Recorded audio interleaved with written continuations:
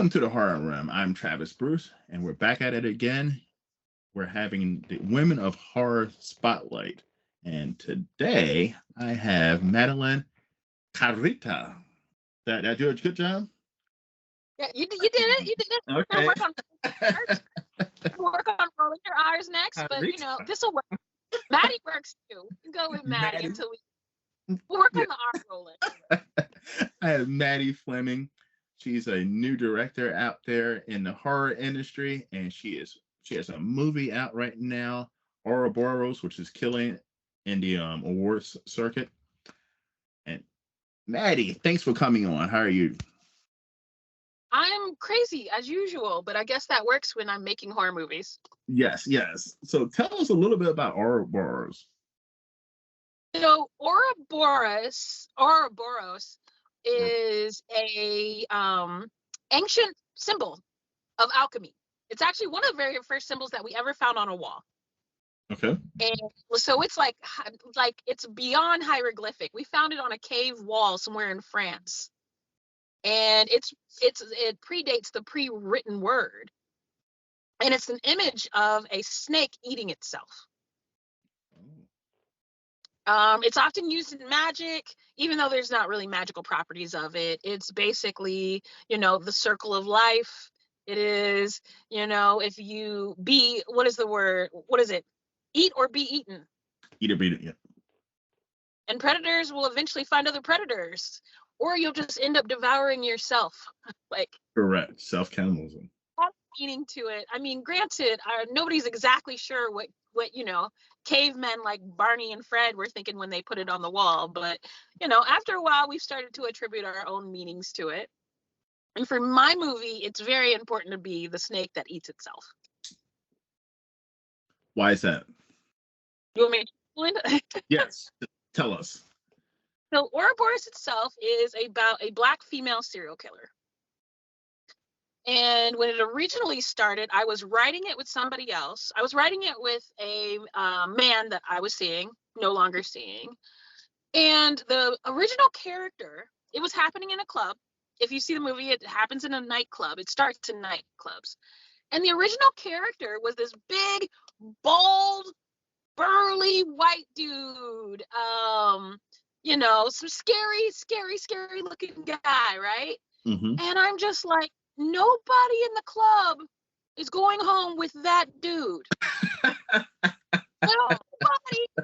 in any club is going home with a dude that obviously looks like he chops people. True. And it was a lot of on the nose stuff. And then he deserted the project. So then I picked it up and was like, okay, well, you know what? Let me do what I want to do with this. And then I called in some other writers and we brainstormed. And for me, I thought, you know what killers I don't see are Black women. Black women are if Black women do kill somebody, it's like a crime of passion. Mm-hmm. It's never, I stubbed my toe today. Let's just start killing men. Even though. Yeah. Yeah. And in movies when women do kill men, we have to sit through hours and hours of them being molested, raped, traumatized to the point where they finally break free and hurt a man. And it's just like, how come dudes get to say, oh, some girl took my lollipop in 4th grade and now I kill women? Exactly. Like Bundy was like, some girl turned me down, so I killed everybody in the building. And we accept that in movies and in reality. Like women it's like, oh, he beat her, that's why she killed her. But men can easily get off saying, I felt like it. That's why I did it. Yeah. Some girl was mean to me in 3rd grade. That's why I killed 1,700 women. Like, you guys did it, don't you? And I was just tired of that in movies because, that's just not reality. Like, if men really knew how many times women thought about putting a pillow over their face at night, you wouldn't want to sleep or live with us at all. You'd be like, those psychos. But we do know how crazy y'all can be. You know how crazy we can be. You don't know what's really going on here. Yeah, that'd be the end of civilization as we know it. I mean, yeah, we love you guys, but there's more than a few days where it's just like, if I could just go, if I could just stop, and I originally tried to do a movie before that, and it was about a female eldritch deity creature, and she would find bodies of women who had been killed or raped or whatever, and she would use them to lure predators down alleys, and then when she got them, well, we would go full hentai. Nice. Full hentai. And I had an all-male crew for that. And I remember one of the male crew members said to me with a straight face, well, my girlfriend told me that women aren't really empowered by seeing rapists and men get hurt and tortured. And I was just like, your girlfriend probably thinks about killing you 8 times a day. She thinks about killing you at least 5 times per minute. If you knew how much she thought about killing you after she said that, you would probably not date her anymore. But here's the best part about it too. A woman killing men, right? I feel like women could actually get away with it longer. And they do. There's no way there's not a female serial killer. There's no way in the world that there isn't a female serial killer. That's what the issue is. Like, you can think about this. I mean, just listen. Let's talk about even in the Black community, right? Yeah. If a Black woman wanted to be a serial killer, all she has to do is literally kill a whole bunch of Black men, because at the end of the day, no one cares. I mean, and the police are not going to look into it. They're really not. No. They're going to put their all into it. They're like, oh, okay, with some Black on Black crime. How are we selling drugs? It's like with the Grim Sleeper here in Los Angeles. He had like 250 bodies, 250 Black women, and the Grim Sleeper. And the only reason that they cared was because one of them got away. But that was 250 bodies later. But the Grim Sleeper was like one of the very few. Well, I mean, we probably have way more Black serial killers, but it was one of the very few Black serial killers in the media and the press where we were like, well, damn, 250 people? Yeah. They don't care. Somebody will go Black on Black crime, which, by the way, doesn't actually exist. There's only crimes of proximity. There is no actual Black on Black crime, only crimes of closeness. I feel like right now I could go out. Listen, FBI, please don't be chasing that. But I feel like as a Black male, I could go out to. I live in Baltimore, right? You know about Baltimore. I feel like I could go out there and kill a Black man who's working on the corners right now, toss his body in the alley, and put a crack pipe next to him, and nothing would be done. That's what the cops are doing. They'd be like, hey, thanks for doing my job. I'm being dead serious. I feel like I could actually do that, and they'll be like, oh, well, another drug dealer off the street. And I feel like, so, I mean, your movie definitely points on something that of the situation. Like, yeah, like I said, the cops would just be like, damn, somebody beat us to it. Oh, well, I have to do that today. They would have been like, damn, he could have used a little bit more crack. But you know what? I like it more. Like, so, like, reality. So that is super reality. So Ouroboros is getting Ouroboros is getting is on the awards circuit right now, and it's getting some criticism. What criticism and who's the criticism coming from? I mean, you know what? So how this started is that I had shown Ouroboros in the Midwest, right? That's where I opened it up. And I remember going in and thinking, oh, what if they boo me? And then I was sitting in the row and the men behind me started booing. And I'm just going to say it. It was cis white males. They started like, this is, I'm going to, oh no. Like,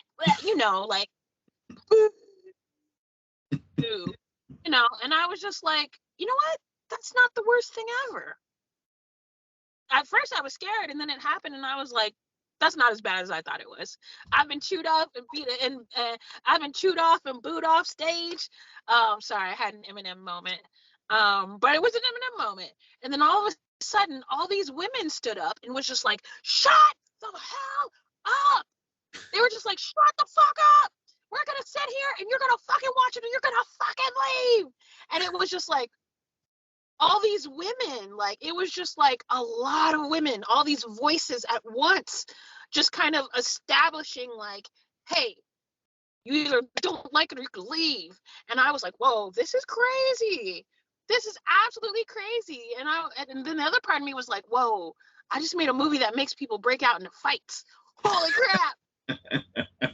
And then when I kept showing the movie, it kept happening. Fights kept breaking out. Wow. And it definitely was like, and they were definitely gender based, you know, and it was also color based. You know, the men of color that had watched it was just like, that's so cool. That's the coolest shit ever. You know, they walked up to me, they shook my hand, but the people who were the most offended were the people who have the most privilege in our society. And I don't want to be like, oh, all white men are this and white men are that. Cause like, hey, I definitely date white men. I'm not going to lie about it. I'm keeping gangster here. You know, I definitely like vanilla as a flavor in my Rolodex, in my roster. But at the same time, just because I feel that way doesn't mean that I will excuse and say, oh, they're not privileged. They are privileged members of our society. They are the most privileged members of our society. Regardless if they want to hear it, regardless if we want to hear it. That is how the hierarchy in America is set up. Now, do I agree with it? That's a hell no. But is it what it is? Yes. Even though they love to be like, well, we're the victims now. No, you're not, dude. You're never the victim. You were never the victim, and you're not the victim. You're just mad because at this point, you've been so privileged. They've been so privileged that anything that isn't them being privileged and catered to sounds like oppression. Yeah. And I think because my movie went very in depth, the first person who, actually the first character that dies, that actually goes is played by a Mexican girl, actually, even though we made her look like a boy, but it's a Mexican girl. And then the elongated scenes where the things happen the most is actually happening to a cis white male. And it's happening to him from a brown woman. And I think for them, they were so offended by not being seen as the top of the food chain that they couldn't help but boo and yell and get out of their seats. And I thought that was amazing. I was just like, oh, I pissed you off so much you got up and booed. And then the fight broke out. And then the fights broke out. And I was like, this is incredible. Incredible. Like, you know, I'm not comparing myself to Robert Romero or anything, but like it made me think of like those movies from the 70s where people were like, I saw The Exorcist and passed out. Or I wasn't there for the 70s. Or I saw Rosemary Baby, couldn't sleep for a week. Or or any of those other films where they're just like, it was so horrible, I threw up everywhere. I was like, this reaction is raw, it is visceral. And then after it happened a couple more times, I was like, that's it, moving to LA. Peace. That's a weird thing for men Mm-hmm. to be upset about Mm-hmm. a woman killer, no matter what race. Yeah, a movie about a woman killer killing men in graphic way. That is literally what the two Terrifier movies are. It's literally a clown killing women in disgusting ways. So, and guess what? And women have no problem with it. Women are like awesome. So it's kind of weird that men are. It, right? What was but what are you gonna do about it, right? I'm a horror movie fan, right? My mom is a horror movie fan. My grandma's a horror movie fan. My dad's a horror movie fan. My grandpa's a horror movie fan. I'm 4 generations of female horror fans. And one of the things that runs through horror is misogyny. It does. It's not like you're okay with it. It's like, well, what are you going to do with it? Because a lot of women aren't going into filmmaking. A lot of women aren't filmmakers. And a lot of women don't have a say on what kind of horror we're seeing. You know, like, I'm never okay with misogyny. But at the same time, I didn't have any options until I kind of took those reins myself and was just like, screw it. I'm done waiting for y'all to try to make a change or do something different. I'm going to do it. And that's what I did. The night that I decided that I was going to really do it, because I've always wanted to be a filmmaker. You know, I tried to make a film. I originally tried to make a serial killer film a long time ago when I was like way too young to do that. Mm-hmm. You know, I thought I knew what I was doing. That didn't really happen. And I didn't realize my own internalized misogyny when I was filming that. And then later, after I'd been through some things, you know, a couple riots, some documentaries, just life in general, it had changed my view on how to shoot, on what I wanted to present, and also the characters and the players in what I wanted to present. And I remember I was watching a movie called Incident at Ghostland. Okay. It was on Netflix and it had all these good reviews. And me and my homegirl were watching it. We're like, oh, we're about to watch a ghost story. I wonder how these ghosts are gonna fuck these you know, these ghosts are gonna get their ass. You know, that. And then we sat down and it was 40 minutes of what looked like a 10-year-old and a 12-year-old being unmercilessly raped over and over again. And in 40 minutes, there had been already 36 rape scenes. Whoa. Of what looked like a child. They all looked like children. Like, it was supposed to be a 10-year-old and an 11-year-old girl. It starts off with a graphic scene where their mom is, you know, killed, and then it goes back and forth from them going into this delusion where they're safe to them not being safe. But every time they weren't safe, there was a rape scene. Mm-hmm. And each scene got more and more disgusting. And then me and my friend just hit a point where I was just like, she was like, well, maybe it'll get, and I was like, girl, I don't want to see no more of this. I'm done. I don't want to watch simulated scenes of children being raped or molested. I don't want to watch children. I don't want to watch that. Like, I'm a horror movie fan, but I don't want to see, you know, because there's a point where, like, it's not horror anymore. Well, even as I'm telling you now, this is coming from a man. I can't watch movies like I Spit on Your Grave or those rape horror flicks. And yes, the rape horror flicks, a woman gets raped and now she seeks revenge and starts killing all of these men. But that's the only way we get to that point of killing men. That's always graphic. Because horror movie, when it comes to rape, compared to action and any other thing, horror makes rape look like the most visceral, nasty, which it is, but it's so in your face, and it's not quick, it's long, and I cannot watch anytime. If I know there's a horror movie and I know it's about a woman getting raped and then she seeks revenge, I can't watch those movies. I can't.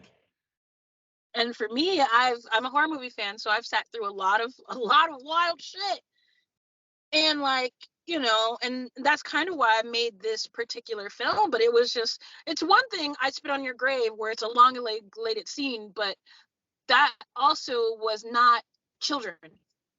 Correct. Yes. It was not a simulation. I never heard of it. So that's. Huh? I said this one on Netflix you're talking about. I haven't even heard of this one. So.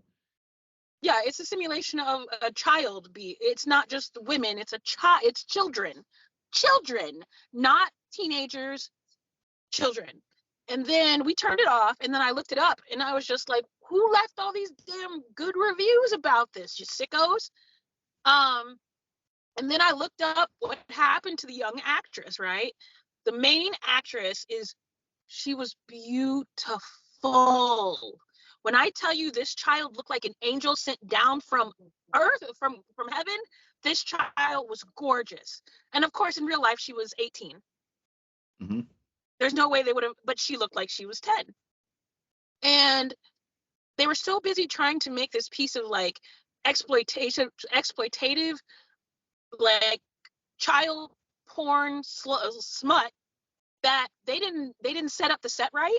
So one of the scenes in the movie, they have her go through a pane of glass. The glass actually really breaks and slashes this young woman's face in half. Wow. In real life. We're not talking about the movie. In real life, they were so busy trying to make this exploitative crap that they sliced this beautiful young woman's face in 2 pieces. Wow. So now when you go see a picture of her, it looks like somebody split an angel in half and put it back together. Wow. She can't work anymore because the scar, there's no way you can work with that scar, you know? Mm-hmm. They got her right down the middle.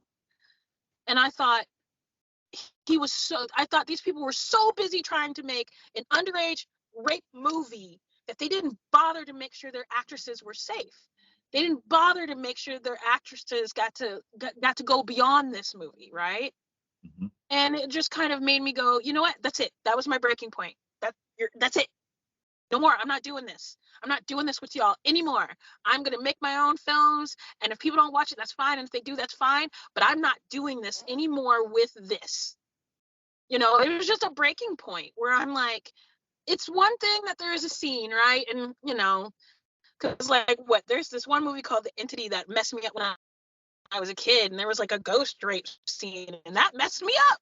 I think it was The Entity. And like, that was weird. But like, Incident at Ghostland was the breaking point. Mm-hmm. That was the movie where I was just like, nah, I'm good. I'm about to just do this myself because I know I can do this better. But it was like all these wonderful reviews, like, oh, this movie was so good. And I was just like, and even women were on there. And I was like the misogyny runs deep on this page. Because at the end, there was no redeeming quality to this film. Now, the girls didn't get away. They didn't exact revenge. It was just more rape scenes. now I have a question for you as a woman filmmaker. I've off camera have talked to many of women who have said that they do not want to watch a horror movie made by a woman. Do you think that is it your experience? You think as a woman who's making horror movies, which is a industry that is for decades has been populated by men, not only by men, but it's also been made for men. Mm-hmm. To now try to get women involved, not only involved, but to see the norm, because a woman directing a horror movie is a little bit different than what a man looks like directing a horror movie. So now, because I think a lot of women who are into horror are they are tuned that this is what horror looks like. Do you think that that's an issue as a woman? Do you think it's an issue? And do you think that's also the second reason why a lot of women who are get into the horror industry, filmmaking wise, don't become as successful? Women are just now getting into the horror industry. And like what is it? The last Candyman was directed by a woman. Correct. I mean, it wasn't as big as the original Candyman, but it's still man. There's no makes it big. You know, there's a hole, and I feel like a lot of female directors in horror, a lot of them aren't meeting the bar. And I'm not going to talk about my colleagues like, oh, they are not this and that. But there's a lot of female directors that are just not meeting the bar of what horror is. And then there's the internalized misogyny that you get from watching these films. There's a lot of things that are going on in female horror fans' minds that they don't even understand what's happening, because how many hours have I watched movies about women being tortured, women being raped, women being, you know, all these tropes of women, right? All these, well, the virgin is the only person that lives at the end. Mm-hmm. Those kind of films, which at the end is just virtue signaling. It is virtue signaling, which makes no sense. And then there's the 80s films, because, you know, those are the films that I would have grown up on. Me too. Because yeah, I didn't get here till 89. So, too. I mean, Oh, you yeah. would have just had all the movies. Um, yeah, I didn't get here till 89. So all you had from the 90s was the movies that have already been made. Mm-hmm. Um, but it's one of those things where that whole decade was like sex bad, women who express themselves and have sex bad, girls who don't have sex good. It was very like, and teenagers don't have sex or a monster's going to come Mm-hmm. out of the woods and brutally kill you. But that's why And a lot of that wasn't, huh? But that's why I say too. I've said many times, if you look at 80s and 90s horror movie, right, and a lot of Christians have an issue with them, but if you look at those movies, they preach Christianity by saying, don't have sex, don't have premarital sex, don't be a bad Don't smoke. person, don't do drugs, don't be a slut, don't do any of these things. In order for you to survive, you have to be a perfect person and you have to be a virgin. Christian, there's that whole Christian message that was in the 80s and early 90s horror movies that most people don't even think about, but it's definitely there. Oh no, it's definitely there. It was there on purpose. Like the campaigns in the 80s were definitely used to deter teen pregnancy. Not that that deterred teen pregnancy, Not because at if all. teen pregnancy didn't exist, I wouldn't be here. Um, you know, it's just, that's a reality. Don't do drugs, don't do all of that. And it was so weird to them be like, don't do drugs, as they flooded the hood with drugs. But we're not gonna talk about the government's program. I'm not gonna do conspiracy theories, but there was definitely not an accident that there was this whole campaign from Camp Sleepaway, because Camp Sleepaway definitely anti-queer, anti-trans, it's anti a lot of things, right? There's these full Christian messages in the 80 horrors, and then it kind of held on to the beginning of 90s until we had until Anne Rice showed up, until the horror writers started to really take hold again. Like, the only people I think for the 80s that wasn't pushing that agenda was Stephen King. Yeah. Yeah. Yeah. Like, because Stephen King was doing Mac, okay? Yeah, he was. Drugs. I think Like, majority of the horror directors were doing drugs in the 80s. Great. Now, all right. Huh? I have a question.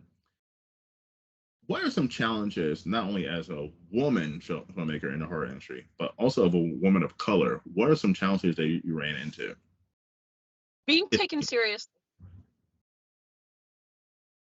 Like, I remember one set, I had to go and tell my white assistant to tell men to do stuff, because when I told them, they wouldn't listen. Mm. Eventually they got fired and I hired an all-female crew. But that was like my first run through where I was like, oh well, maybe please. And and it's a lot of like, I can't say, like, if I say something to them directly, I'm a bitch.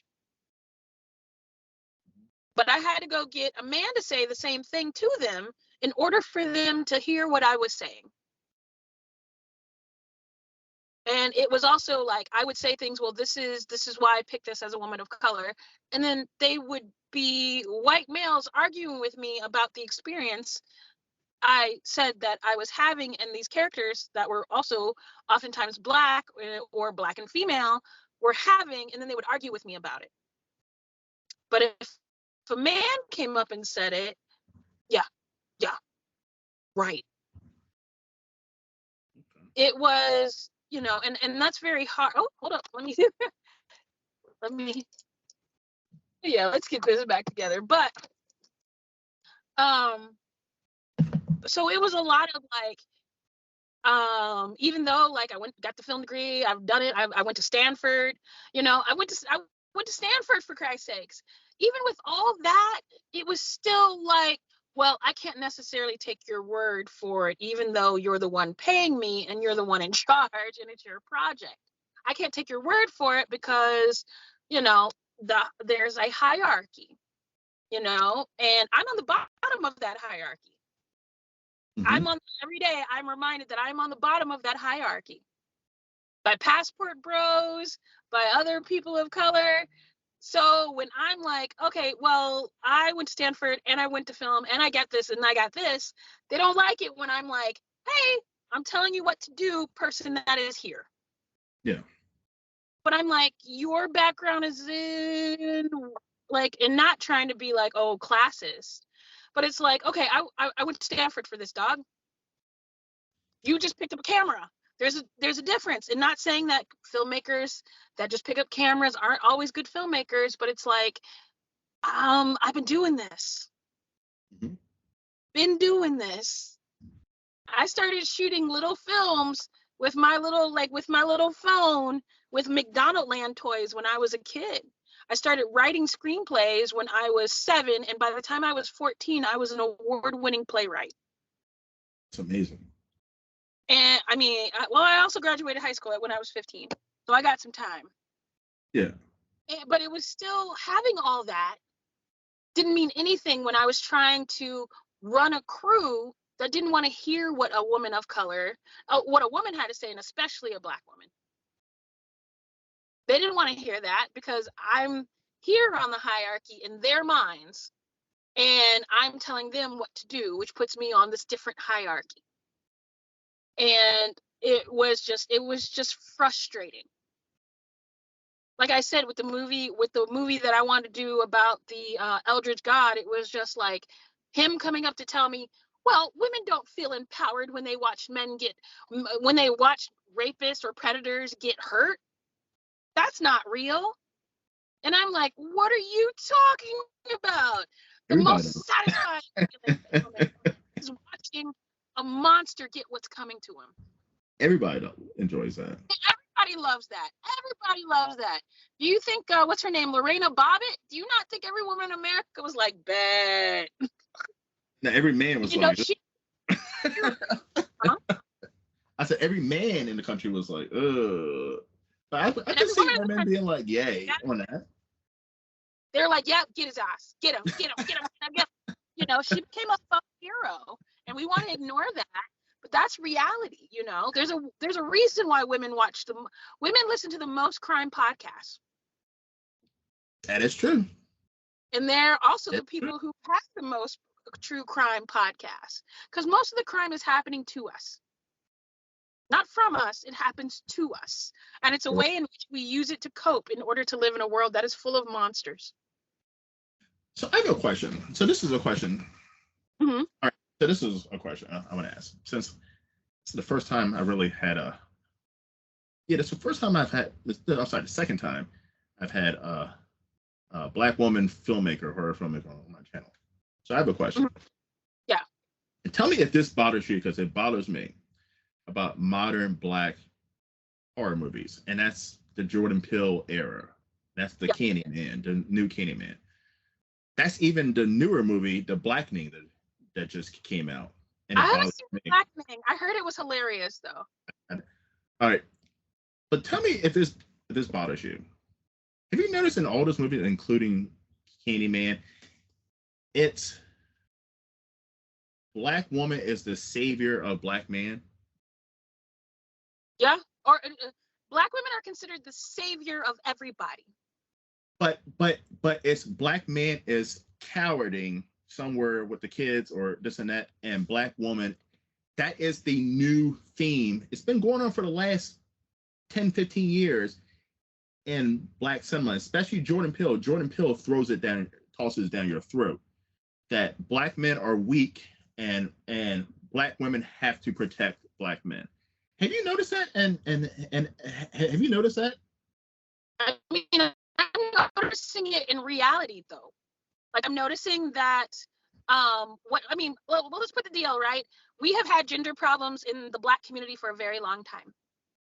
And Black men have had their masculinity stolen and ripped away from them. They've been unable to react when violence has been done against us, right? And now the new generation just says Black women are shit. We're going to we're going to podcast, and women above a certain age aren't this and aren't that. And I mean, I think Jordan Peele is showing what the trend is actually occurring. Like, and not just Black men, right? When it comes time to vote, who do they go and do their little politic dances for?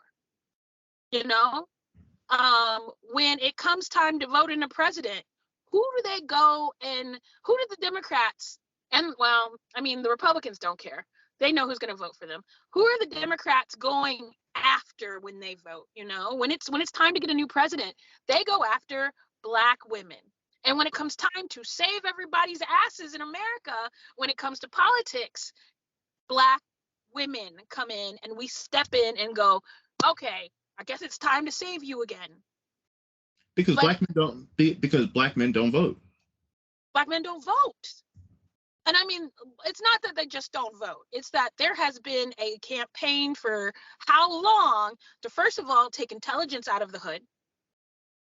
How many times have you watched a movie where an intelligent Black man has been ostracized? And how many times has that related to our community where they say Black women don't like nerds? You know, it's not that we don't like smart men, because the continuation of races involve having intelligent people. It's that there has been a systematic programming of that. It wasn't an accident that, you know, that that we were given, that we took out the intelligent Black people. For me, I'm going to be real gangster about it. When I started showing signs that I was intelligent as a hood kid, like I was in a regular school, and then when I started showing signs, and then I took a IQ test. Mm-hmm. And by that time that IQ test hit that school, I was in another school. First, they put me in these other classes with these white children I had never met, you know, and then all of a sudden I was in white schools. They removed me from the situation. You know, I was going to public schools in the hood, and when I started showing aptitude, they moved me. They moved me to someplace else in their culture. You know, and then I spent the rest of my life in prep schools, which is, you know, I got into Stanford, but then there was this experience that I missed. But let's put it real frank.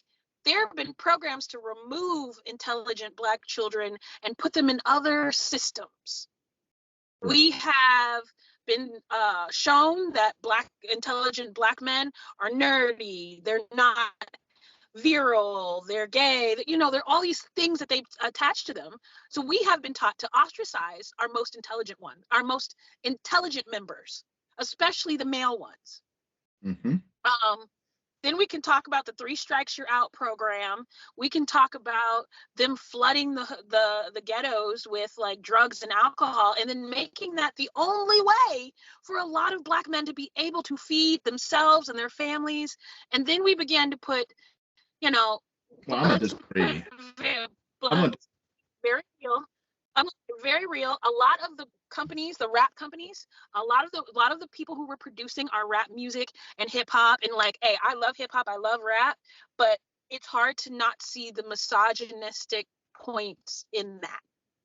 But bringing up the movie The Blackening, a lot of Black people say that they love that movie, and that movie bothered me. It really did. It bothered me because a lot of Black people say that movie is funny, and that movie is not funny at all.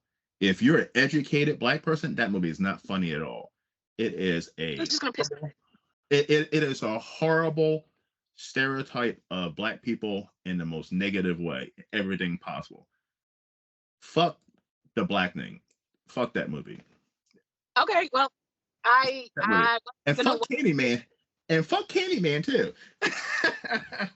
Because Candyman, think about this. Listen, I was on this other guy's lesson call, and we were debating about this other Black guy. And he was like, well, Travis, you're full of shit. But think about this. The guy, the main guy in this movie who gets possessed by Candyman, he's a struggling artist. He's a fucking bum. He's living in his woman's place. But let's be real. No woman directed it because he's fine as hell. Whoa! And that's why, but here's the thing. That's realistic though. That is 100% realistic, because the average Black man moves into a Black woman's place. The average Black woman makes more than the average Black man. And the average Black woman puts a lot of emphasis on looks more so than any other race of women, puts emphasis on looks. So No, we do. But you mhm. know what? The only thing that we put more of an emphasis on than looks is money. We all do. Don't think it's just black women. I'm saying, but I'm saying, And men. I'm saying that that a black woman would date a man who she has to support. She would, We and all we all do. Miguel sitting on a Maria's couch right now with no job. Like we all do. Like and like let me be but, very real with you. If a but man is fine enough, it don't matter race. He does not need a job, and that's with women too. Like and a lot of men go, well, if she's fine, we don't care how much money she but it's makes. different though for a man. But it's different for a man. But I'm just saying, in the black movies, I mean, Other men will judge him, and other women will go, get that yeah, bag, girl. But other women will go, oh well, he's fine. He's because hot. Like, because you can you can drive my car if he's gorgeous. but here's my thing: the movie Us, Jordan Peele. This pissed me off because I love Get Out. Right when Jordan Peele with Us, that big ass motherfucker, her husband, big as shit. He was the king of the mountain, and Hey, big old 7 foot, big old 7 foot, 270 pound, built like a tank, motherfucker. he is, he And is. and the whole entire fucking movie, my knee hurts, and he has his wife and kids fighting and protecting him. And then at the very end of that movie, if you remember that very end of that movie, she was about to go into the sewer to fight God knows what, and he goes like this. All right, well, I'm gonna get in his ambulance and stay with the kid and watch the kids. You took a big, educated, powerful, strong black man and you just made him into the biggest coward ever. And Jordan Peele likes doing that. And Jordan Peele likes doing it. I did the whole thing about it. Even in Nope, the main character, the His main character character heal. cannot survive without a black woman, his sister, helping him with his business. He was dumb, and it just bothers me. With that's the wave that black horror is, you know. But guess what? It's kind of how our society and the black culture is. So it's not Yeah, lying. he's showing you what black culture is, and It's it's not not. lying. And we're not gonna, and that's not always how black people have been. There is actually, like, my minor is in African American studies, right? Mm-hmm. There has been a plan for us, right? They created ghettos. We didn't just make them. We were pushed out of other areas because we are pushed out of other areas into these areas that became these experimental sectors. We were basically forced into district nines all over this place. We have been living, like, black people in America have been living in apartheid. And it's not like, and we have been the subject of countless experiments and, hood experiments. When it comes to the music that we listen to, there's no mistake that there are people pulling the strings to make sure that black men see drug dealers as heroes versus, we have an astrophysicist. We have all these wonderful, beautiful, smart, intelligent black men. It's the same reason why black men are like, I can't believe Sierra's with Russell Wilson versus being with Future. I know exactly. Future is trash. But But guess what? culture that has celebrated that kind of that anti-hero. We've made the anti-hero look amazing. And it's just like, yeah, y'all want to call Russell Wilson a simp, but he takes care of his kids. His bills are paid. He got how many Super Bowl rings? He's But not out here in the street pretending to be a gangster. even in the movie The Black Man, I hope I'm not giving away. Listen, I don't give a fuck if I give this away.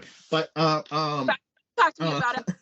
uh, but like the woman is a fucking lawyer, and she's dating a guy who's just starting off as a personal trainer, who she broke it off with, and he was cheating on her repeatedly, and she's back in a relationship with him, and I'm just scratching my head like reality though.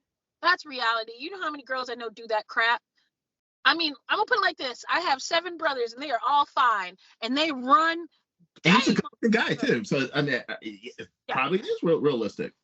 That's very realistic. I can tell you right now, I know I got how many people who are just like, But why do huh? we have to show that though? But why do we have to show that in our movies? Why do we need for everybody else to know I that's think how? we're trying to make it feel relevant to us as Black people because, like, I can name, I know for how many people right now that I could just be like, I could call and be like, girl, you know who? Oh yeah, he do it. Yeah, yeah, yeah. And that's often a lot of times like that is the nature of the culture that we are currently in. I mean, Mm, granted, it's weird for me because I was removed from that culture so early in life that it feels like I am Black, I am Creole, and I am Mexican. And but for me, because I was kind of moved away from my own culture very early in life, it's almost like watching it from the outside while also being in it. Like a lot of things I don't understand. Like I was watching some video and it was just like, do Black men and women really talk to each other like that? Whoa, why would you speak to people like that? Or the sneaky link culture, that doesn't make any sense to me. So there's a lot of things about it where I'm like kind of observing it as an outsider but also being in it. And there's not and a lot of it I don't necessarily understand, but watching like the Black love community, I'm just like, no wonder y'all talk to each other like that. but have Why you do ever you? seen a Black couple walking down the street? By the way, if you want to see the weirdest shit, watch a, I don't care where city you're in, well, watch a Black couple walk down the street and you don't even know that they're a couple. You don't. You I do. can't understand. I've watched it many times, and for me, You can't. that's not something I've You ever had to deal you with. cannot say a Black. I'm talking about. Let's say I'm 40, so I'm gonna say 50 and younger. It's almost hard to identify if a Black man and a Black woman are even a couple. They look like they could. You're like, are they a couple? Are they friends? Are they brother and sister? Somebody's walking ahead of somebody else, or they just look like they're not interested. And it's a weird, like, you can look at other races of a man and woman and you can say, oh, they're a couple, they're holding hands, they're smiling, they're engaging each other. But when you look at a Black couple anywhere in this country, you cannot 100% say he's with her, and you know what I mean, you don't know what Even it is. I have a friend that will hold somebody's hand and be like, I don't care about him. Like, even if they're friends, that's part of the game, though. Like, listen to the music that we're listening to. Listen to what we're producing. Listen to what we've been given. A lot of this music is just like, if he ain't got no money, I ain't got no time for him. If he and she ain't giving him no pussy, then I can't fuck with it. Like, it's just a lot of like just immoral. Like, not saying that I don't listen to it, because believe me, I'm going to the Poom Poom room later tonight, and we gonna shake all that Jamaican. We're gonna shake it. It's Twerk Tuesday here in Los Angeles. And like at the same time, like I'm not internalizing those words, but a lot of what we have been doing, and a lot of these people who have been raised on that, like listen to any major female Black artist. I mean, granted, all of them are mixed currently, but listen to any like all of the major female Black artists right now, except for like Nicki Minaj, all the new ones, like the really popular ones like Ice Spice. There's always Megan Thee Stallion, and she's fully Black, thank God. But Ice Spice, Lotto, these are Black women raised by white women singing songs about like how Black men aren't shit, and how how they can only they can't love you, they can only get the bag. And if you're not getting her nails done, her toes done, her feet done, or flying her out to Dubai, she ain't got no time for you. And a lot of that is seeping into our relationships, just like, the misogynistic songs of the 90s, right? Like I was talking to somebody and they were just like, I can't believe these girls are like this now. And I was like, and they were like, I think they were in their 50s, maybe 40s. I mean, I'm going to be there very soon myself. I'm going to be in the 40s very soon. And it was just like, well, let me sing you the song of my people. And then I proceeded to go through a list. I was like, let me show you all the misogyny that Yes. you were raised on, that you don't want to see.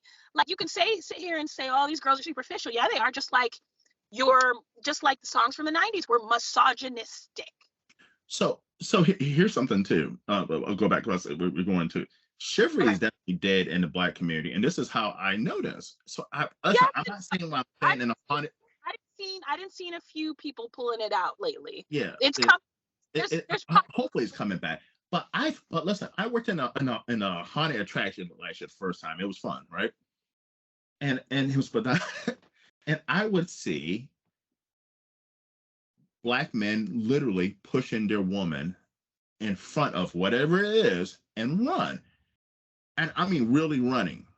And like I mean scared. So I know that's not, I mean, I know that's true. But here's the thing, why do we gotta put her in the movies though? Because you see in any horror movie and there's a white man and a white woman. The white man is, and Michael Myers comes out, honey, go, I got this. Right? and that's not reality at all. But I'm just That's saying, they still, but they still represent, they, they real. still, they still represent, even you watch the Korean horror movies, it could be a man could run into a woman to a complete stranger. You go ahead. I'm gonna risk my life and get eaten by these zombies. You know what I mean? It's like this heroic thing. But if you watch a Black horror movie, any Jordan Peele, this and that, when shit hits the fucking fan as a Black man and a Black woman, he's like, "Yo, B, you got this. I'm out of here." I mean, these films are being made by Black people, so it's not like we're not showing the Black experience. And that's the thing, and that's the one thing a lot of Black people we keep it very real. Keep that a secret. Huh? We can't keep that shit a secret. Well, we make real movies. We like put it like We this. can't Like keep that a secret that Black men are cowards. we can't keep that a secret. in our movies because we'll sit there and be like, I know she just didn't run up the stairs. I know she just didn't run. Like We gotta let everybody else know that Black men are cowards. So come on, we can't keep that a secret. I don't think that Black men meant to be cowards. It's not like something in their blood. It's like we have been inundated with all of this stuff to like make you feel, to convince you that you are not as powerful as you are, right? We've gone through it. It's like, I'm gonna put it like this, right? A pit bull could eat you. Mm-hmm. It can come and get you. At any point, your dog could get up and mess you up, right? Mm-hmm. But it is the mindset where you are its master, even though that dog could wake up and just decide to eat you that day. You'd be done. There ain't nothing you could really do about it, right? Mm-hmm. It is the fact that you have put in its mind that you are its master, not that you really could actually do shit about it if it decided to get all up in you. But you've put in your mind that you are its master. It has nothing to do with its actual power.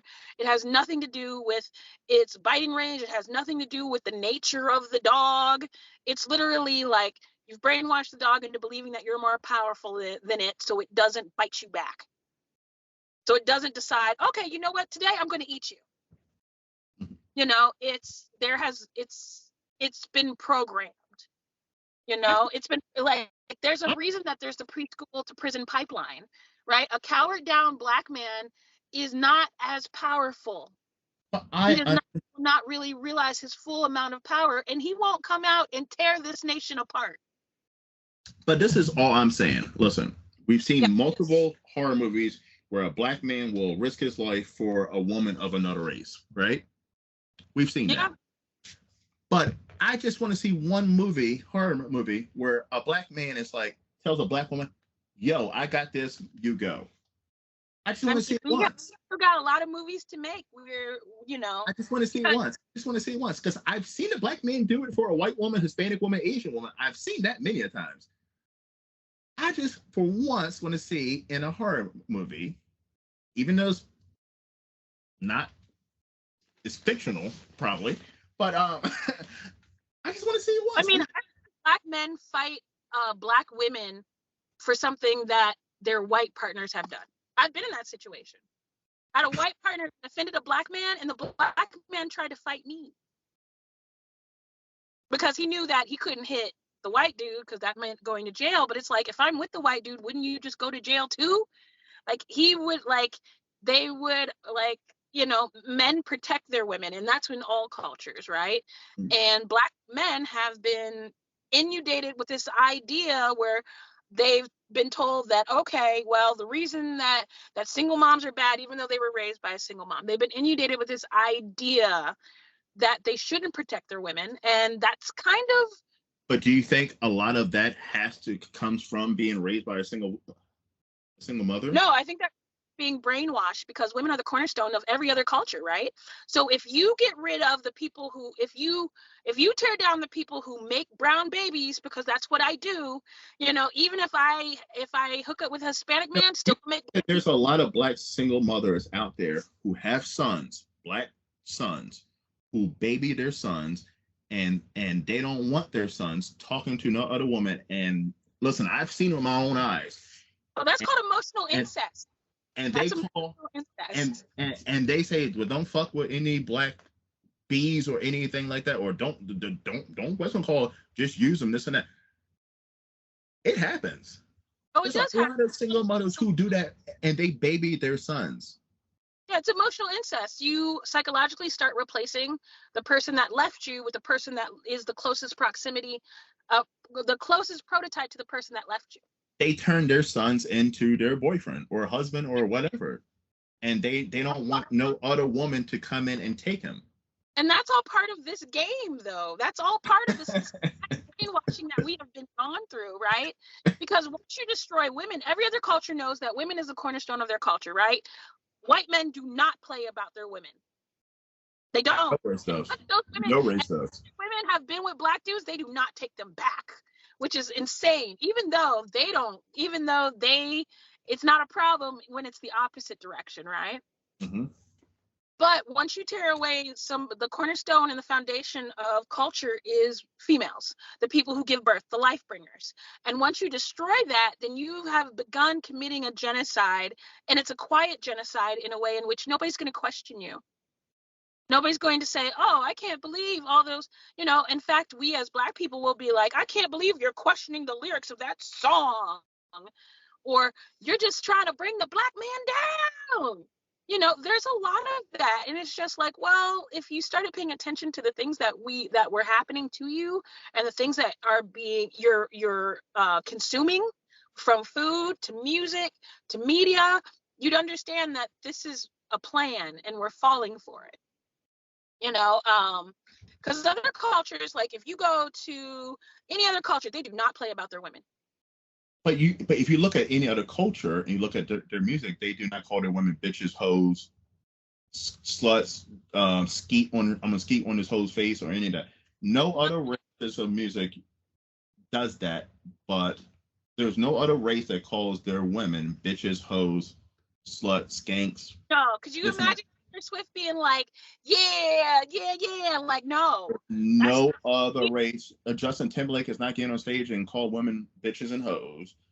No, he didn't sit on, right? He didn't brought sexy back, all kinds of shit. He ain't never doing it. No. Yeah. As black men, we're the only race of men who refer to our women as bitches and hoes and everything else. And it was designed for that. We just went down a whole fucking rabbit hole, but it's been good. We were pushed. Okay, let's be real. You were pushed. It wasn't like you walked into that rabbit hole on purpose. Like, oh, let's do it. You were pushed all the way in. Yeah, you were pushed all the way in. Because, like, let's look at black men before the 90s. Like as an African American studies, like as somebody who took African American studies. It was like before that, we had the Cosby Show. We had all these wonderful examples, even Carl Winslow, even though I don't agree with Urkel. But we had all these wonderful, beautiful examples of strong black fathers, and there was a plan to get rid of that. Like, this isn't just like, oh, we accidentally had this happen. You notice that every single show with strong black dads disappeared at a certain point. All of them. And jumping back to black horror too, if you look in the 80s and beforehand, yeah, the black men were the first one who died, but they put up a fight. Yeah, they were not. Hold on. Yeah, there's a whole fight going on. They put up a whole fight before they died. Not anymore. If you look at black men horror now, they run and hide, and they hide behind a woman. It's literally that's how it's been. I remember like And I watched one a couple of years ago that really fucking pissed me off. It was Dennis Quaid, Megan Good, and Michael Easley. oh yeah, that movie. That, oh And yeah, yeah, and yeah. that was the start. That was the start of the Jordan Peele. Um, Black men are weak and black women have to protect black men because Michael Easley got knocked out. Dennis Quaid was old as hell, and Michael Easley was like this young virile black man And who could have he knocked, and Dennis Quaid knocked this motherfucker out.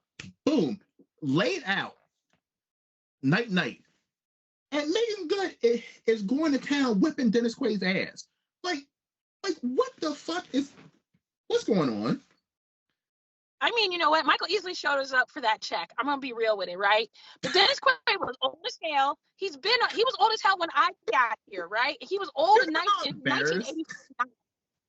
You know how embarrassed I would be if I got knocked out by another man with one fucking hit, and my woman goes by and whips the guy's ass. Do you know how embarrassed I would be? I would fucking One old my ass whipped by an dusty old white man man. too. An old white man whips my ass, one hit, knocks me out. Boom. And then my woman comes by and whips his fucking ass. Do you know how embarrassed I would be? I feel like I would be single. I feel like I would be single after that. That is a narrative single. Pushed. And it's a narrative that started to work. Like when we look at is there any scenario? But in the movie in Us, is there any scenario that a black woman got a big ass fucking husband, 2 kids, and the kids are in the ambulance, and there's some shit down in the sewer, and somebody has to go, and she says, and her husband says, "Yeah, I'll stay here with the kids. Good luck." Is there any scenario that any black woman would be like, "Okay, yep, I'll do that"? Is there any scenario where any woman of any race, you got a big 7-foot fucking husband, I don't care, he could be 5'2", where she's not going to be there with the kids and his ass is going to go fight whatever's going on? Is there any scenario where that's going to really happen in real fucking life? I feel like it's fighting together. Like if anything, I will join you in that fight. But that doesn't make any sense. But in these movies, like there is still an agenda, right? There's always still an agenda. And I love Jordan Peele, but Jordan Peele still has bosses. He's not an independent filmmaker. Like that's the difference. Like I'm an independent filmmaker. I can do what I want. I'm not on strike. I can keep working tomorrow. But I hate when Jordan Peele has bosses. These bosses have agendas. They have people who pay into it. They have, and then they're connected in ways that you would never expect. Like Jordan Peele still has bosses, and they still have an agenda. And he wants to make movies to get paid. So there are certain things that he probably just can't do if he wants to continue getting that paycheck. I feel like, and we want to say, oh, he's this, that, and the other. He's a comedian. He's a comedian that makes horror films, that started making horror films. We have this bad habit, not just with Black people, but just with people in general. We have this bad habit of attributing this moral code to people just because they got money. No, but I hate when I hear people say that Jordan Peele movies are for Black people. Jordan Peele movies are not for Black people. The average Black person doesn't even like Jordan Peele horror movies. Yeah, no, we love Jordan Peele. Stop. No. I've asked so many people. I feel like the average Black woman has not seen. Listen, the average Black woman has definitely not seen Get Out. The average Black woman had a problem. Listen, I'm telling you right now, do a poll right now of 20 Black women and ask them if they've seen Get Out. The average Black woman has not seen Get Out because they have a problem with the narrative of the movie. Like, oh wow, The average Black woman doesn't watch horror though. Yeah, that's true. Like the average Black woman runs to friendship scenarios, and then she runs to romantic scenarios to replace the love that she is not experiencing her life. The majority of Black women sit around and they watch Korean dramas. Certain Black women. I watch Korean dramas. I'm in Korean dramas. Most of the time we're sitting around watching Black versions of Korean dramas. Yeah, but that's also what I was going to say too. Black women do not watch horror movies. Black women, for the most part, horror. I'm not watching romance. I can't stand romance movies No, because I get love. but I'm saying the average black woman is not going to go watch a horror movie by herself. If she's going to see a horror movie, it's because a man dragged her there. Yeah, But like if I when I go see horror movies, it's usually just like me and like one other mixed race homegirl. but like yeah, but that's why. But yeah, but that's why I was asking the question. Like, as a woman of color filmmaker in horror, I would say as a woman filmmaker and a horror filmmaker in general, you cannot ostracize men when you make your horror movies because you have to, unfortunately, depend on men to watch your movie. Not me though. Most of my ticket sales come from women. I don't need to depend on men at all for mine, but I'm an independent filmmaker. I Yes. my own agenda, right? Most of my sales come from women. I make most of my money off of I mean, granted it's not black women. Most of the money is coming from white women. That's where most of these like thousands of dollars, and then like when I do show them in theaters, the theater is packed. And there really isn't any black women paying for those tickets except for like my mixed race friends that show up. And the theater is just like women of women of color, but they're not black, and white women, and maybe a handful of white men, but men of color are showing up. I'm still getting black men, I'm still getting white women in my audiences, but I'm not getting other black females because No, this but is just usually not lane. no, but I'm saying if you have when it comes to horror, I feel like as women, yes, you can get women. There's a huge percentage of women, not a huge, there's a percentage of women, but also too, you do want that man. You want your movie to be good enough that a man can watch it too, and that's Oh where yeah, you have to. my movie to just be like, I don't want my movie to not automatically just be virtue signaling to women. But Yeah, like, I mean, my movie, I kill nothing but in it. Like I kill men, and there is no male gaze. I'm not sexy about it. I'm not like, oh my god, let me just kill you. Like, no, there's nothing sexy out in my films, and there men is like no gore. operating for the male gaze. We Hmm? like violence. We like over the kill, or we like overkill violence. So Yeah, like, no matter if it's a woman, whoever directing it, or the protagonist is a man, or the killer is a man or woman, we like to and come I'm and the see horror. We like to come and see a horror producer. for what it is. Yeah, We yeah. Like I am not the director. I'm the producer. I'm the one that puts the money on the books. Yes. um, and like it's like now as I go into making my film company, well, I already had a film company. As I go into like kind of like building the foundation for my film company, yes, men are very important to this horror process. Mhm. Because I couldn't pay the bills if I just waited for black women to come and support my films. And like, what's crazy though? I do like when it's on social media, I get the most support from black women. When it's time to go to the theater, that's a different story.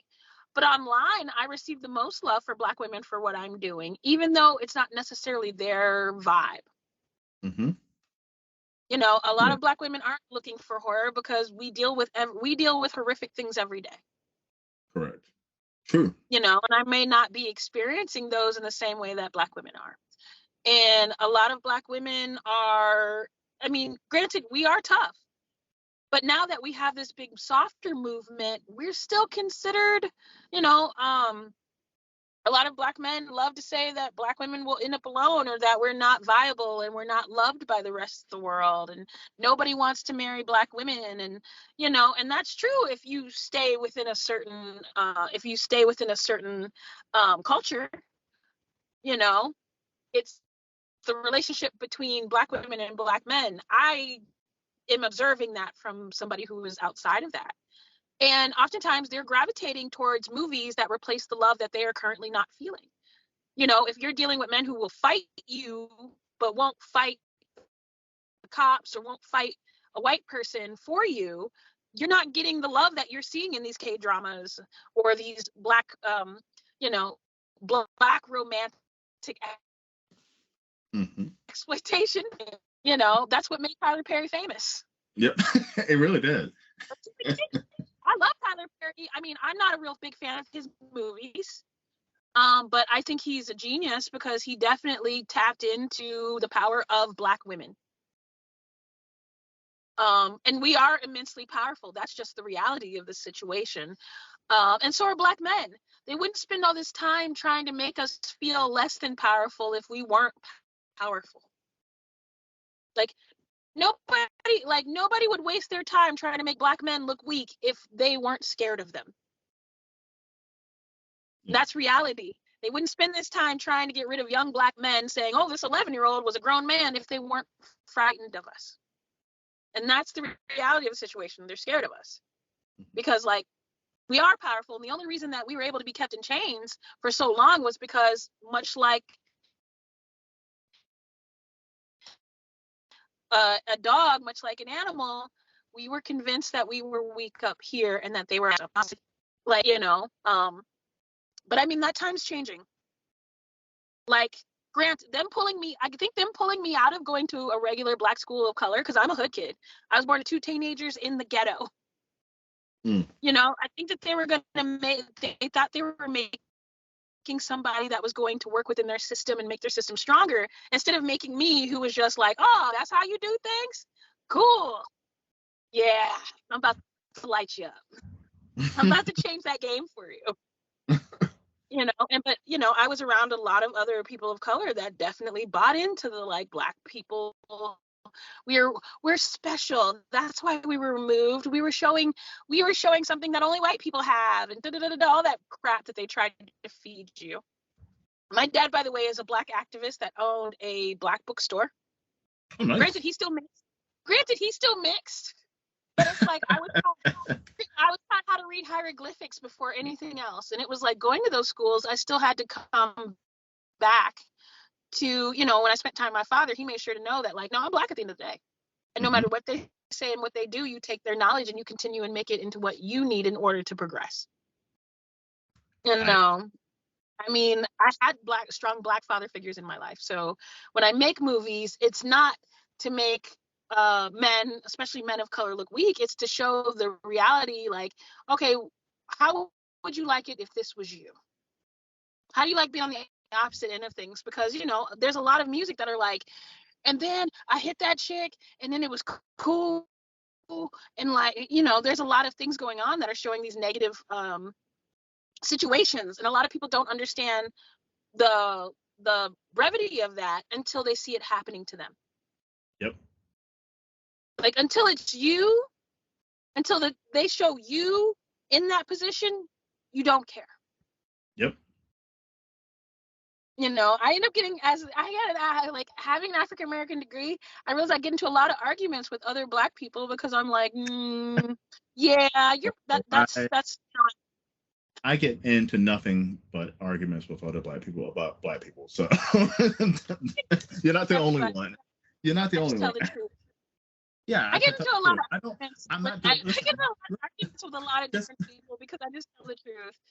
Just because I'm Black, I would say just because I'm Black does not mean I'm not going to point out fucked up things that Black people do.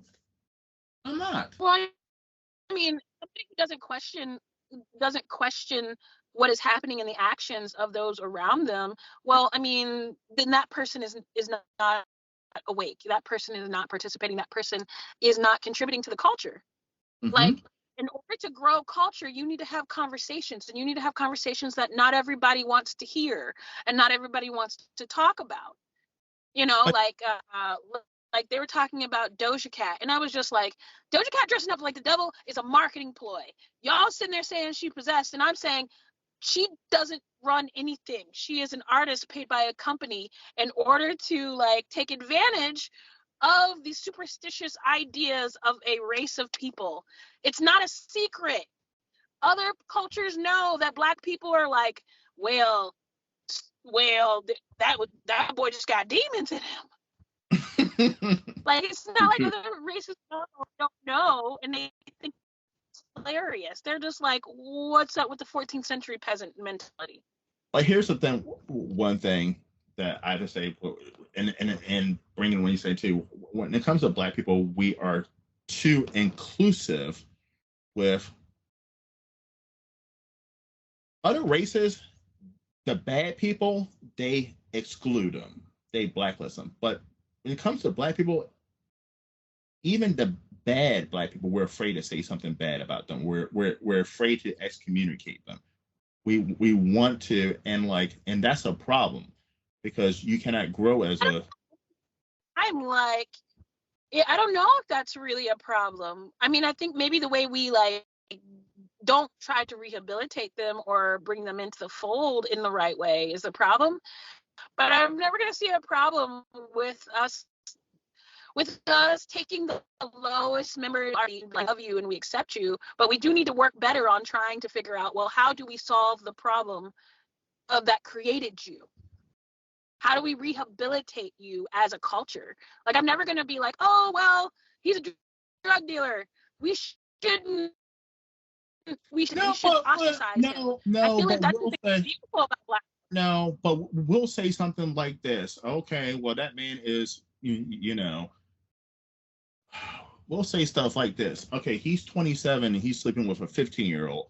Oh, well, he's not bad. She's fast.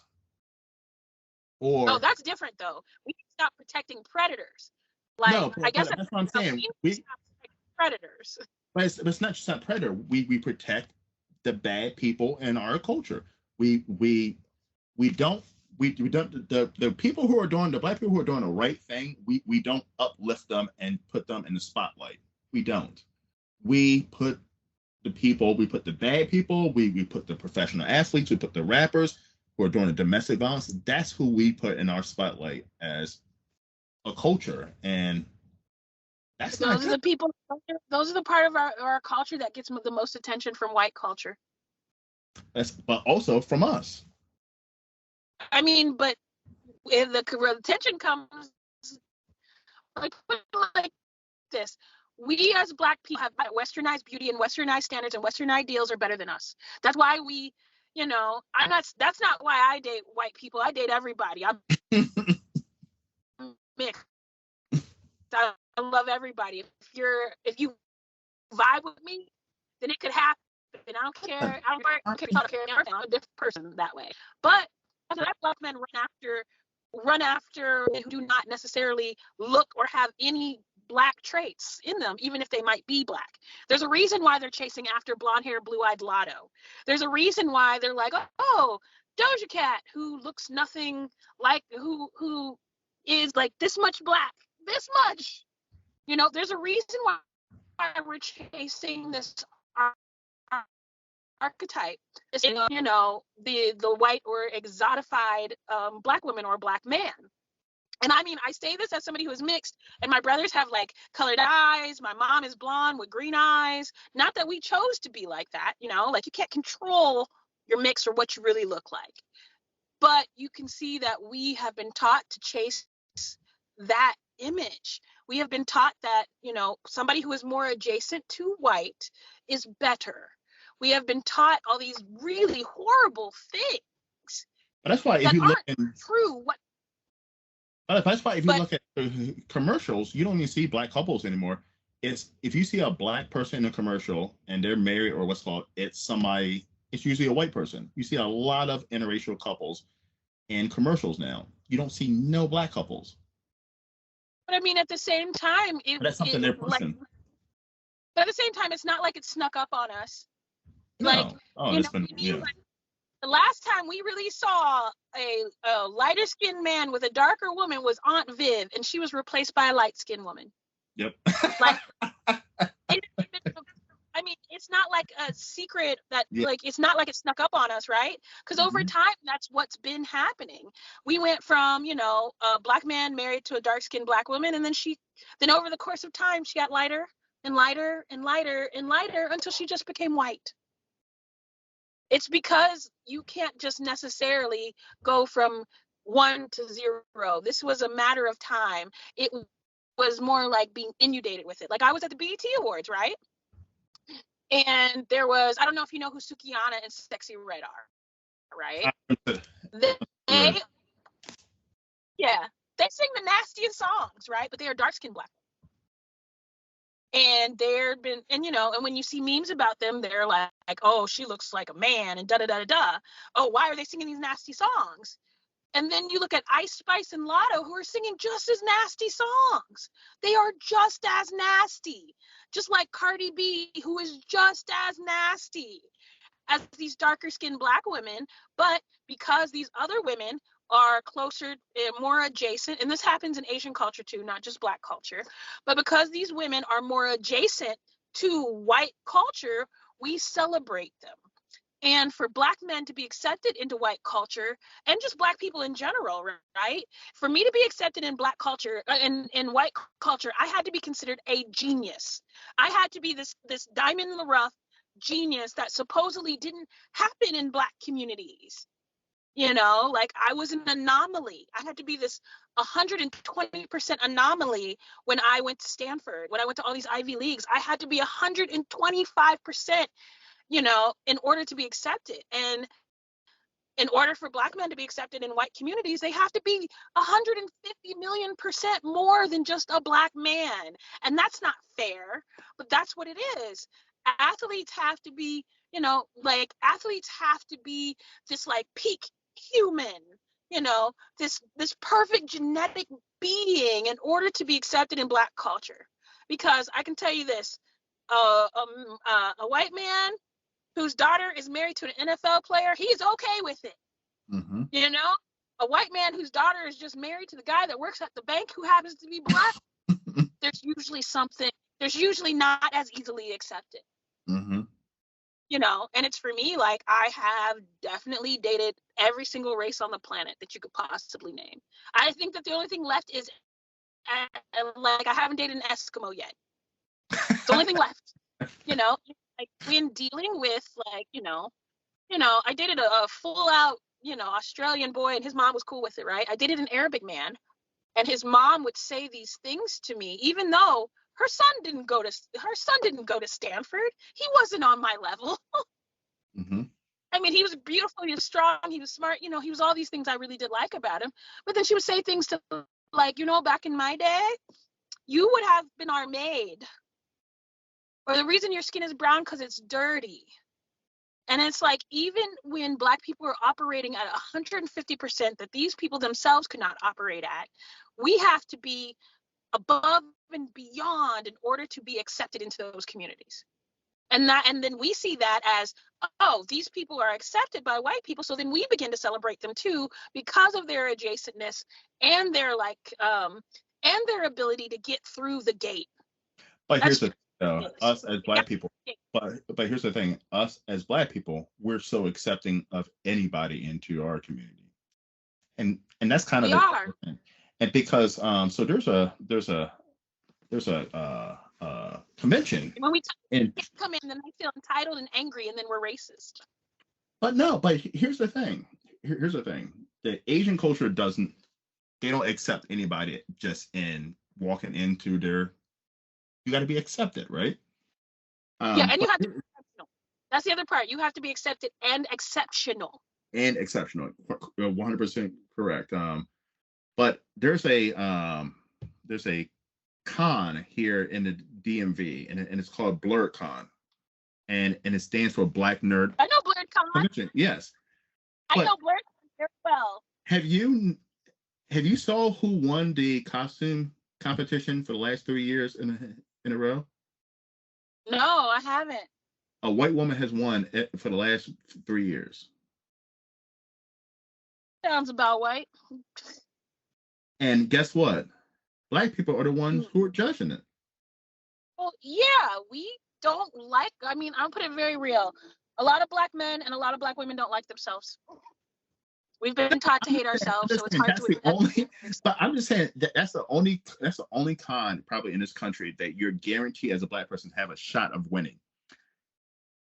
And you still don't have a shot. That's the fun part. But we black people are accepting, because trust me, if there was an Asian con or something like that, my black ass would not win. My black ass would not win. Just a Korean con. a Korean candidate, my black ass would not win that costume contest. I might not No. even be allowed inside. You would have to at least be half Korean. You ain't got no Korean, you I ain't might winning not nothing. even be allowed inside. I mean, I got in. I mean, Oh, you would okay. be in. Okay, I might get in, but I'm not gonna win. I'm No, not they gonna still, win. because at the end of the day, people still love money, and money is green. But when it comes to representing their culture and upholding that, they are very patriotic and nationalistic when it comes to representing themselves. Hmm. And yeah, I mean, I know a few Korean, like there's a lot of Korean TikTokers that'll just say, yeah, Koreans are racist. They outright just say it, Oh yeah, you 1%. know? I mean, the ones in America are not like that. Oh yeah, there are. Anyway, not all of them, but There are some, but there is a generational divide. I guess me as a millennial, the Koreans I run into are my age range aren't like that, no, and no. younger. Older, yeah, I'm about to say, no, not Chris, but no, but I mean, listen, there are yeah, some, yeah, yeah, but there definitely are. yeah. I mean, there definitely are. I just live in LA, so there's not. I'm not It's running different into in the LA. rest. Yeah, it's different in LA. And Come over to the East Coast. Come over to the East Coast, especially I'm from I North know. Carolina. Come down to the South and come down to Baltimore and Maryland. It's a Oh, I different story. know Maryland. I read history books. I'm good on that. If you I'm want to see so good racism, if you want to see being in LA from the north. if you want to see racism, come down to the DMV. I'll watch it on TV. I'm good. I'm good in LA. But you know what? Yesterday I was called the N-word in LA yesterday, though. You know what I mean? Like I was called the N-word And the West Coast is. yesterday. I'm not saying the West Coast, but California is different. But California and New York and places like that are just a big mixing pot, right? Yeah, but we definitely have some virulent racists here. We It's definitely still do. there, but it's not as extreme to, like, for instance, Baltimore is. I'm not saying Baltimore. Maryland is such a segregated state. Black people over here, white people over here. I mean, they It's made movies about it. You know how many movies there are about Maryland being segregated? Every single movie I saw where a black lawyer was just like, not in my town. We're you gonna go fight to these racists. Always in you go Baltimore, to Maryland. Baltimore. You go to Baltimore. Black people in West Baltimore. That's where you hear all the crime and danger. And white people are in Fells Point, Canton, Federal Hill, $1 million areas downtown. So, but That's still soon, Los but Angeles, soon, though. but soon, That's Los Angeles. All the black people have been pushed to Inglewood, and like, like I'm never in Inglewood unless I got a job. Like Rolling Loud was in Inglewood because that's where they pushed all the black people at. see, but I'm in And state. Baltimore, by the way, sorry guys, it's about to be like DC. They're pushing all the black people out of Baltimore. They're pushing them all out of the city, and they're because DC used to be called Chocolate City. It's all black people. Yeah, I'm telling you now, there's not a black person in DC. There's not a black person in DC. Hmm? I mean, it's still Chocolate City for the most part, even though they're trying to change the game plan. And they're listen, gentrification is real. All right, listen. So that like we talked is real. We talked about a lot today. We talked about your new movie. We talked Oh about yeah, we got all the way off. We started. we We talked felt like we talked about your movie. We talked about men killing women. We talked about a movie about children getting raped. That's horrible. We talked about I mean, but you know what? It is what I needed. But you know what? As disgusting as that is, it is what I needed in order to say no more. yes. Like I do wish it was never made, but at the same time, I don't regret like having that experience because it made me go no more. I'm not doing this with you anymore. I don't want to look at this anymore. And once I realized that child had been hurt, because for me, an 18-year-old is a child. And Mm-hmm. once I realized that the child had been hurt in the process of some old, disgusting man's weird little underage fantasy, hold up, weird little underage fantasy, I realized I was just like, the longer we do not do anything and counter this, the longer there's going to be more and more young women who are being taken advantage of in this industry. The longer we're going to keep showing people that this kind of gross, exploitative crap is okay. Because it's not even horror at this point. Like, the horror aspect left at the beginning of the movie, right? Snuff movie. It's a snuff movie at that point. It's a snuff film. Because it's not like they got away. It just continued until they died. And I can't do shit like that. By the way, I'm also glad that you and your partner broke up so that you can make a movie that's not about a big white man in a club that women are going to go home with and he's going to kill them. I'm glad. That sounds like a horrible movie. So I'm glad you were able to make a realistic movie about a black woman killing men. I mean, that's good. Listen, let's try. Like, what's funny is that somebody had actually watched them. So one of the things because I'm creepy, I'm not gonna lie. I get on a date with somebody, I go to his house, and I'm like, oh wait, I just came to your house at night. You're not a serial killer, are you? And he goes, I'm not. And I was just like, good, because that would be really weird if we were both serial killers. I was like, that'd be really weird if we were both killers. And everybody, Maddie is a serial killer. So, no, I'm joking. I just told you. Or like one of those things where I realized I went on a date with a guy, and I had to meet in my neighborhood, and there was an underground vampire bar, which I thought was interesting to check out. Heard about that. I've heard about that. There's a lot of vampire bars, but I just wanted to go see it. It was cool. It was like romantic, right? And as I was walking down the alley with him, I realized, I was just like, do you know how easy it would be if I was like for a girl to just be like, hey, you know what, come down this alley with me? Because he just did. He wasn't worried about it. You know how easy, I'm telling you right now, it would be so easy, especially if you're an attractive or semi-attractive woman. You know how easy it would be to kill men? Because guess what? You can tell a man, hey, you can meet a straight man online on an online dating right now, and you can tell him to meet you in the fucking woods, first time mate, and I'm going to give you some pussy. He is going to meet you there. Yep. I mean, that's what happens to a lot of passport bros. They go to other countries and they're like, let me meet this girl in a shack. And then they wake up in a bucket of ice, if they wake up, with no kidney. That's a lot of, you know what, that is the racket in a lot of other countries. They go and find American men, and then they go and they wake up and they're like, oh, I have no heart and no kidneys now. It would be so easy. It would be so easy. But listen, this is a movie. Nah, I'll tell you off camera. Listen, my idea. But it is a good movie idea, though. I could just order. You know what? You could order men like pizza to kill in America. Like, but lucky women have taught not to have that kind of inclination. Not that we don't. We've just been taught that there are dire consequences. It would be easy to kill women too, but I'll tell you off camera. I mean, it's been really easy, hasn't it? My story behind that one. My fucked up story behind that. I'll tell you my fucked up story about that one off camera. A couple years. What was that? I said it's been really easy for men to kill women for, I don't know, a couple millennia now. No, but here's the thing. Okay, I'm gonna say what I said. I keep eating snacks. Women, there's a stereotype, right? There's a stereotype that most serial killers or rapists or so forth are some kind of creepy looking dude, right? That's the stereotype. That's not reality. It's not. Most serial killers, rapists, are good looking dudes. They are. They're entitled dudes. The good looking dudes that don't hear the word no. Yes, they never heard no. So when a woman finally tells you no, it's raping time. You know, and like most women think, oh my goodness, he's good looking, or he doesn't look a certain color. I can go home with him, even though he's a complete stranger, because he's good looking. No, the good looking men. Look at Charles Manson. Look at all of them. Look at Charles Manson, Jeffrey Dahmer. They were all attractive men. They were all attractive men.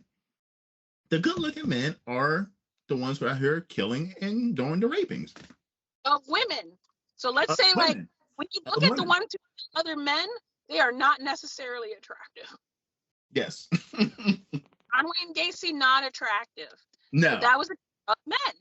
Yes, but the ones who are, I mean, listen, Charles Manson were able to get a whole bunch of young, attractive women to follow I mean, him and wear a coat because he also like 18 and 17-year-olds. Could you couldn't get a 40-year-old to do that? She'd be like, what? You going what? I think Idris Elba could. All right, listen. I think Idris Elba could get 40, 50-year-old black women to do whatever he wanted to do. But anyway, huh? Any age. Idris Elba could get any woman to do That's what true. he He wanted think to any woman to do what to do, kill somebody, whatever. do. Yeah, like eat a body,